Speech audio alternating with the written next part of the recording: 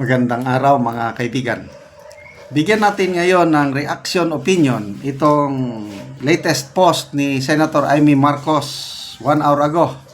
Nasa Netherlands siya ngayon. Title niya is Kapit Lang.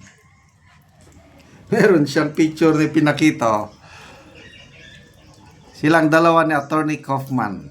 So ito, sanib puwersa silang dalawa para mapabilis ang pag-uwi ni Tatay Digong dito sa Pinas. Okay. Sabi ni Senator Amy, sabi ko kay VP Inday Sara Duterte, higit kanino man, alam ko ang pakiramdam ng mawalay sa sariling bayan. Kaya't simulat sa poll, alam niya ang laman ng aking puso patungkol sa di katanggap-tanggap na sinapit ni PRRD. Ngunit narito tayo hindi upang magdrama, kundi para sa solusyon. Narito tayo upang umaksyon. Hindi ako naghintay ng 39 years para lang magkamali muli. May Marcos na natuto sa kasaysayan. Narito ako hindi para sa isang tao, kundi para sa sambayanang Pilipino. Thank you, Attorney Nicholas Kaufman. Together, we will bring PRRD home. I can feel the sincerity, yung taus-puso na malasakit ni Senator Amy na pauwiin ang ating Tatay Digong. Isa siyang tunay na Marcos. Hindi katulad ng isa dyan. Kaya salamat sa mga nagtiwala kay VP Inday Sara na nakinig sa panawagan ng VP na iboto natin si Senator Amy at ngayon nanalo siya.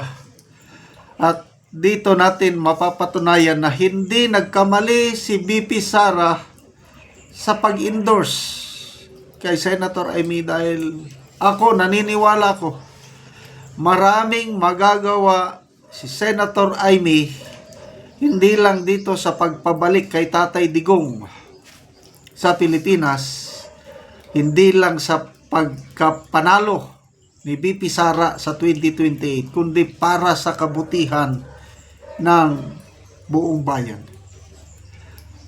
Ako I consider myself as a Marcos loyalist dahil nasaksihan ko yung ganda ng pagpapatakbo ng gobyerno ng Marcos Sr. Kaya hindi pa rin ako nawawalan ng tiwala sa Marcos Sr. at itong si Senator Amy. Yung isang Marcos dyan, kalimutan na lang natin. Parang mangungot na lang yun. At may pag-asa pa tayo. Okay, so dito tayo kay Attorney Kaufman.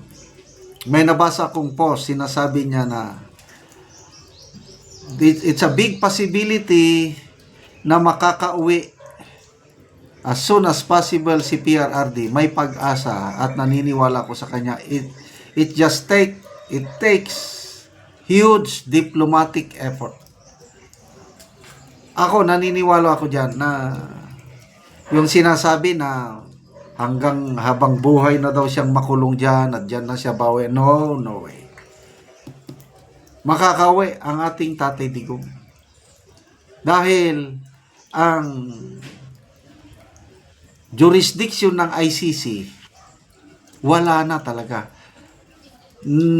Napakagaling ang kanyang mga lawyers at yon. Ang issue ngayon is jurisdiction. Nag-file na ng petition ba yan or whatever na kinu-question yung jurisdiction at didesisyonan ng 3 huwes. At yung dalawa sa 3 huwes na yon sana i-approve ng ICC na palitan. Kasi may perceived bias yung 2 huwes na yon dahil sila rin ang nag-approve ng ICC investigation noong 2019 to 2021. Nandyan pa rin sila. Kaya tama lang yung ginawa ni Attorney Kaufman na i-question yung credibility ng dalawang huwes at pinag-aaralan ngayon ng ICC President or ICC as a body. So hintayin natin ang resulta na sana mapalitan yung dalawang huwes. Okay? So yun na, pag napalitan na yung dalawang huwes, didesisyonan na nila yan. At kung, yun na nga, ituloy lang natin po ang pagdarasal. Nothing is impossible with God through prayers. Let's pray na paboran ng mga judges na wala ng jurisdiction ng ICC. Yan na, makakabalik na po ang ating Tatay Digong. Kung kailan yan, I don't know. But punong-puno ako ng pag-asa makakabalik siya. Hoping na bago mag 2028 makakabalik na siya. Okay? So, next, yung impeachment trial with Senator Amy na nandyan, nanalo. Napakalakas na yung Duterte Black, 6 sila eh. Kaya yung wisdom ni BP Sara na nag-endorse kay Senator Amy at Camille Villar, ang galing doon. Oh, endorse mo lang, nanalo. O di 6 sila, ang laking bagay yung 6 na nanalo na Duterte Black. So, idagdag mo yung mga incumbent senators na pumapabor kay BP Sara sa kanyang acquittal. Eh di, tapos na ang boxing. Hindi pa nagsimulang boxing, knockout na ang kalaban. Ganun po yon. Kaya yung trial, matuloy man o hindi, wala nang problema. Maraming nagsasabi na hindi na daw matuloy. Isa na yan si ex-Senate President Franklin Drilon. Sa kanyang interview sa Billionaire News Channel, sabi na, may fearless forecast, hindi matutuloy ang impeachment trial. But kung matuloy, so be it, dahil nakahanda si BP Sara ng bloodbath. Okay. So ang labanan ngayon is 2028 na. Sa surveys na inilabas, nangunguna pa rin si BP Sara, pumapangalawa si BP Lini, kayang-kaya niyang talunin. Walang makakatalo kay BP Sara sa 2028. Kaya, kapit lang tayo, magtulungan. Babalik ang isang Duterte sa Malacanang at ang ating Tatay Digong makakabalik dito. Salamat sa pagtutulungan ni Senator Amy at Attorney Kaufman.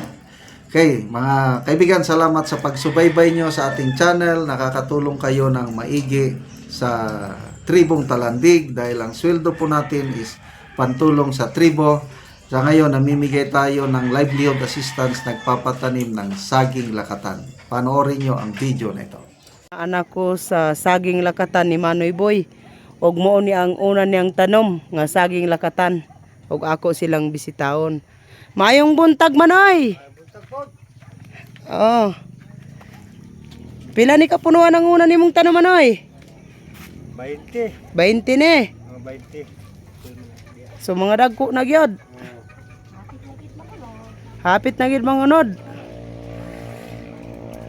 Nabuno ko putas ug amon yon kamo ni pagpabunga. O putas, ammonium dopos mo nang pampabunga. Amo ni pagpabunga.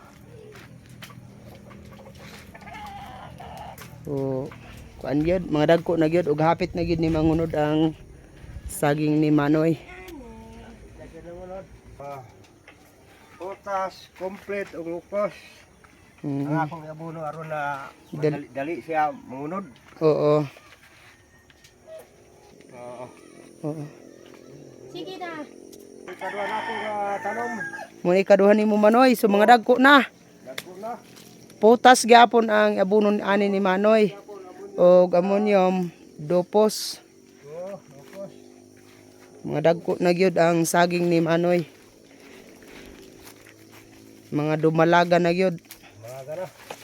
Hapit kan pod Pila ni tanang kapunuan, Manoy? ani tanan 170 tanan ni. 170. Oo. Hinlo kaayo. Ni man kamayo manok kab. Og karon manang Manoy, unsa ang inyong istorya bahin sa padayon sa pagsuporta sa pag-abono og sa pagpananom? Salamat sa nagsuporta sa abono nga pagpadayon ang paghatag nila sa abono kay aron ang among saging. Mga ayo ang pagtubo Mm. ug sa Ginoo upod. Oo, salamat kay Manoy.